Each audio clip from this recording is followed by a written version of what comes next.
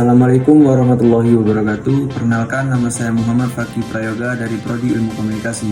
Di sini saya akan menjelaskan sedikit tentang ruang lingkup kegiatan Humas. Hubungan masyarakat atau public relation mempunyai ruang lingkup dalam tugas yang dijalaninya. Ruang lingkup tersebut mengenai semua hal yang berhubungan dengan fungsi dan tujuan adanya Humas. Setidaknya terdapat 6 ruang lingkup Humas yang disebut oleh Kenter dan Brown, yang dikutip oleh Morrison di dalam bukunya yang berjudul Manajemen Public Relation. Ruang lingkup yang pertama yaitu publisitas.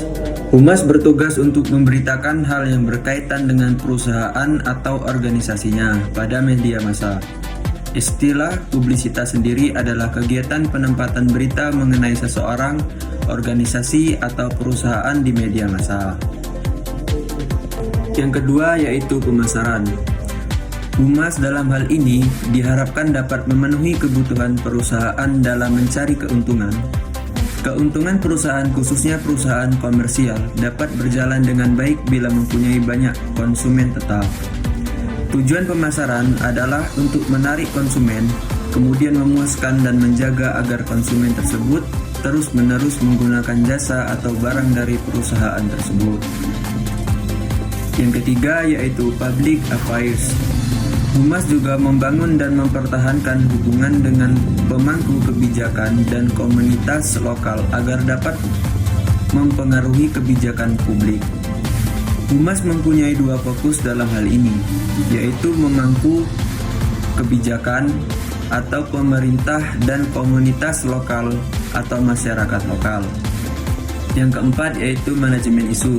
Humas berusaha untuk melihat kecenderungan isu atau opini publik yang beredar di tengah masyarakat. Usaha Humas tersebut sebagai bentuk upaya perusahaan atau organisasi untuk memberikan tanggapan yang sebaik-baiknya. Tanggapan baik dari perusahaan diperlukan agar isu atau opini publik tidak mengarah dan berkembang ke arah negatif yang dapat merugikan perusahaan. Yang kelima yaitu lobby. Jalannya setiap organisasi atau perusahaan pasti dipengaruhi oleh hukum atau peraturan yang berlaku.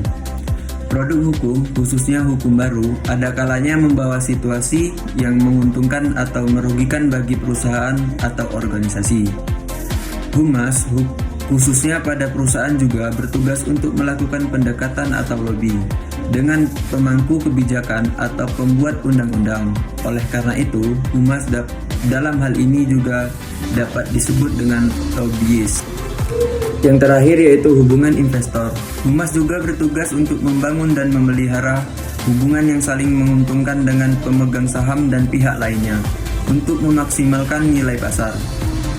Humas dalam hal ini juga sering disebut dengan financial relation karena berkaitan dengan keuangan perusahaan.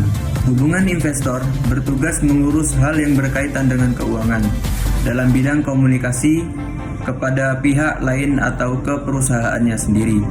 Jadi itulah yang dapat saya sampaikan mengenai ruang lingkup kegiatan Humas. Jika ada kesalahan saya mohon maaf, kepada Allah saya mohon ampun. Saya akhiri wabillahi taufik wal hidayah. Wassalamualaikum warahmatullahi wabarakatuh.